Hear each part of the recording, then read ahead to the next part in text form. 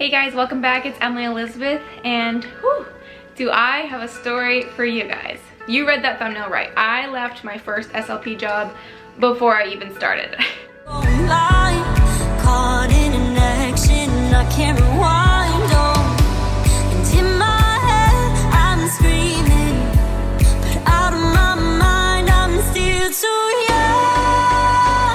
young to feel this way.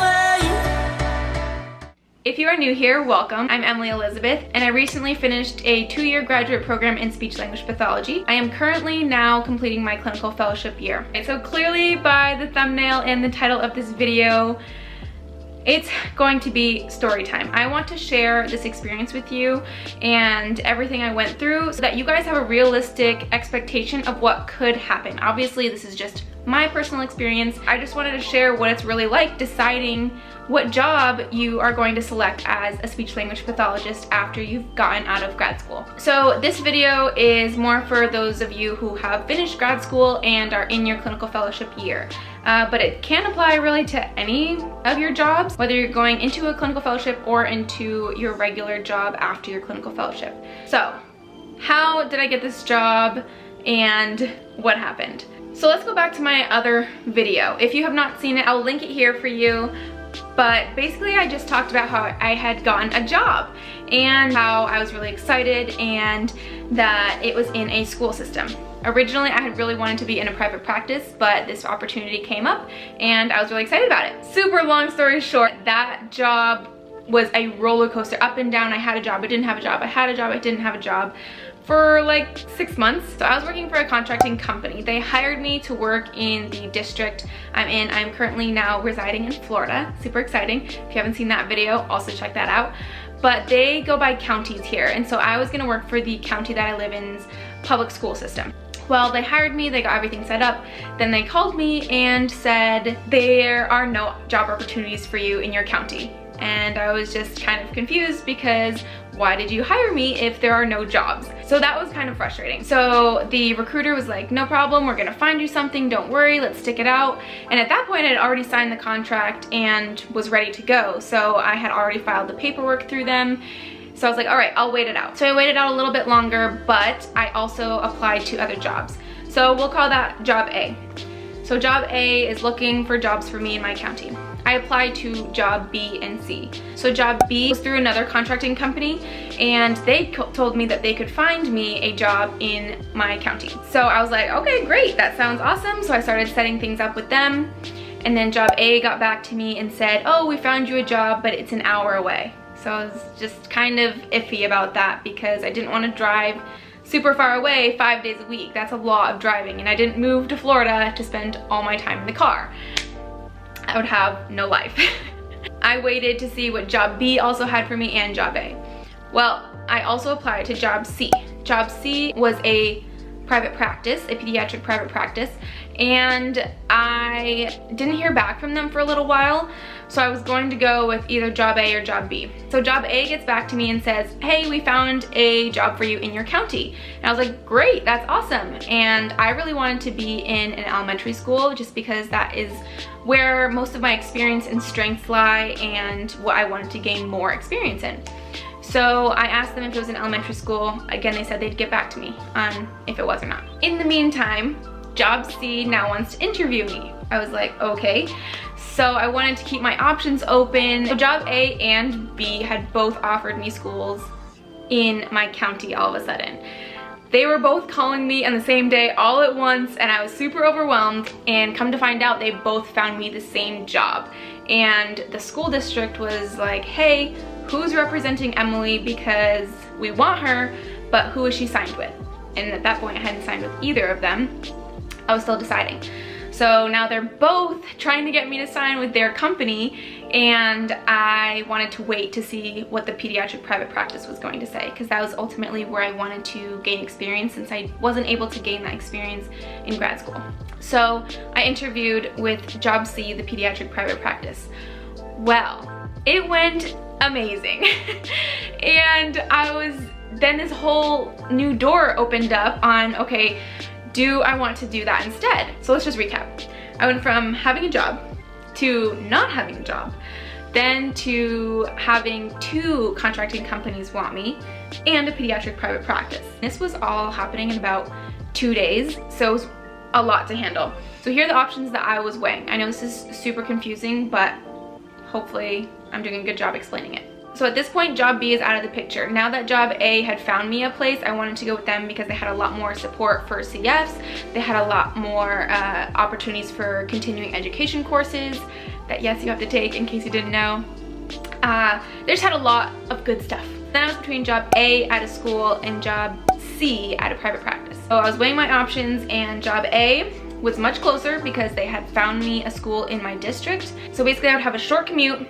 I wasn't sure if I would completely love what I was doing, and I'd be working 5 days a week at a school, regular school hours. Job C was with a pediatric private practice with the age group I really wanted, and it was a little bit further of a drive, but would I give that up for more pay also? And to work with the age group I'm really interested in. So I'm going back and forth, I'm talking to my friends, I'm talking to my family, trying to decide what should I do here. So I finally decided to go with the pediatric private practice. So that is where I have been for the last couple months. I began in August and it is currently almost the end of September, and I have been loving it. At the private practice that I work at, there's the owner who is an SLP, there's another SLP that works there, and there's also another CF that works there. So there's 2 of us doing our clinical fellowship years, which that was a really big deciding factor for me, was that there was other SLPs that worked there that you could say, hey, here's a scenario, what do you think? Or hey, I have a question about this, and they have the perspective of an SLP. Whereas at the school district I would be at, you're on your own, and they say, hey, here's your caseload, good luck, which I was preparing for when the school year started and I was going to take the other job, but this seemed a lot more flexible. The owner, like I said, is an SLP, and she was super just accommodating to the fact that I'm still a human, that things can happen, I can break down, I can be sick, I can, you know, whatever, life happens. And at a school, they just expect you to be there, show up, do your thing. There's definitely pros and cons to both sides, but the main reason is I just wanted to get experience in private practice world, because ultimately I would like to open my own private practice one day. I really want to see how they're run, how they work, so that I can see if that's really something I want to do. And telling job A that I was not going to go with them was the hardest decision, and so awkward, because at this point I built a relationship with them over the last 6 months waiting for them to find me a job, because I had originally signed with them in March, and by the time this all happened it was August. I wanted to still be honest with both job A and B so that I didn't burn bridges for the future if I ever did want to go back to the school system, and just from a professional standpoint, you don't want to burn those bridges. So this private practice, I get to make my own schedule, I get paid much more than in the school system, and I am working with really young kids. I see kids from about 1.5 years, just because that's who I'm with, but we see younger. So from about 1.5 years to 7 is the age range I'm seeing right now, and I love it. So it's a lot of play-based therapy, which I am a firm believer in. I really like that I get to see the parents every single time, update them, talking about what they can do at home to help their child, and what I'm seeing in the sessions. A lot more communication with parents has been really nice. I wasn't crazy about going right into the early intervention world, so I really like that I'm still seeing really young kids, which is what I wanted, but not in early intervention, if that makes sense. So I really am liking the dynamic of working in a private practice, having the flexibility. So for example, there was Labor Day weekend. I didn't work that Monday, and I rescheduled all my Monday clients and patients to other days of the week, and then I still had that day off, but still saw all those kids. So if that makes sense, you have a lot more flexibility. It's your schedule. It is a little bit of a drive. I drive about 30-35 minutes depending on the traffic, and we also do some home visits. So depending on what is best for that child, we do some home visits. So currently I do 3 home visits, and I schedule those around the office visits. But I honestly don't mind it because it breaks up the day. My days go by so fast, which is another reason why I love this job, every day is so different. Every kid that comes in is so different. It's not mundane day in, day out work. You get to play and do different activities while still targeting their goals. I knew eventually I was going to end up where I was supposed to be, but I was just like, whoo, what is going on here? Do I have a job or not? Because going back to job A, I was supposed to start on August 5th, and they called me on the 4th and told me they didn't have a job for me. So I had moved down here to Florida from Massachusetts, set everything up, was ready to go, and they told me they didn't have a job for me. I just wanted to share this experience with you because making this decision and trying to decide what would be best for me was really hard. Do I go into the school system that I already know, that, you know, is gonna guarantee me hours for my clinical fellowship that's really close? Or do I step out of my comfort zone a little bit, gain experience in a different area, work with other SLPs, get paid more, and drive a little further? In my opinion, the drive is worth it to be doing something that I love. To go into work every day and be excited to see the kids on my schedule, to meet new parents and meet new kids and do evaluations and talk to my coworkers. So I'm just really excited about it. And we recently moved to a new office space where I have my own office. So that has been super exciting to decorate and set up and organize the way that I want. So stay tuned for that because I'll do a tour of my office at some point down the line. We just moved in there this past week. I feel like I'm in another placement, if that makes any sense.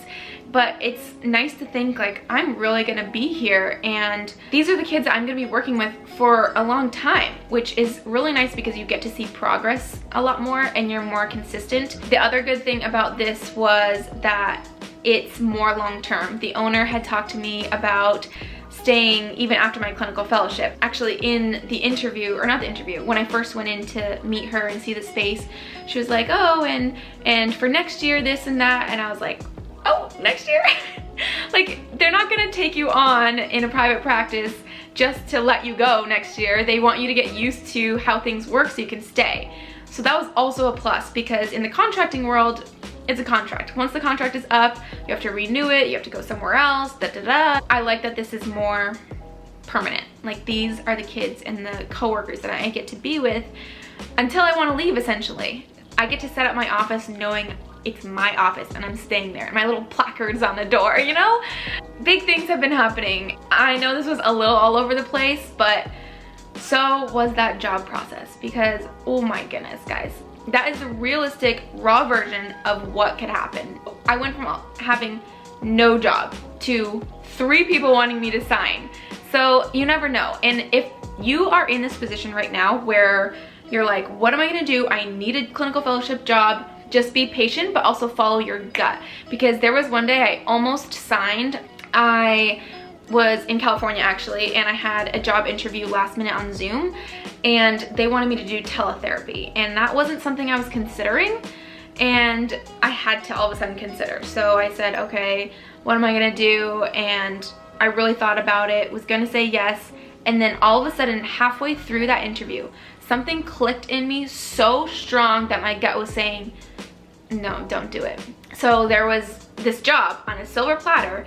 You can work from home, have all the flexibility you want, just do all teletherapy and get paid more, all of the good things.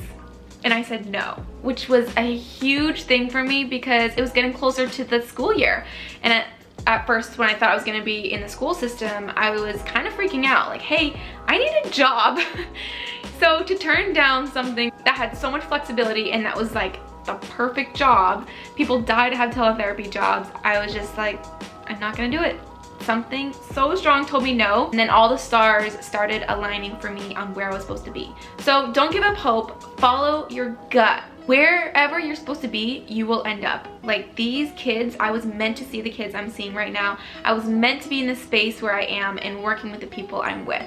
So eventually it will all fall into place. You just have to be patient and keep putting yourself out there. Like I just kept applying and praying for the right job and the right opportunity. That is my long story on how I got my speech language pathologist clinical fellowship job. So comment down below, guys, if you are in this situation or if you have questions, because I love interacting with you guys and answering all of your questions, because I wish I had somebody that answered mine when I was at this stage in my life, you know, 4 months ago or even in grad school. So check out the rest of my grad school videos too, because I have a lot more videos that answer a lot of the questions that you guys ask. Stay tuned for that office tour, for day in the lives, for lots of fun things SLP related. Don't forget to hit that subscribe button and hit the little bell so that you don't miss out on any of my videos. Thank you guys for watching, and I'll see you guys in my next video.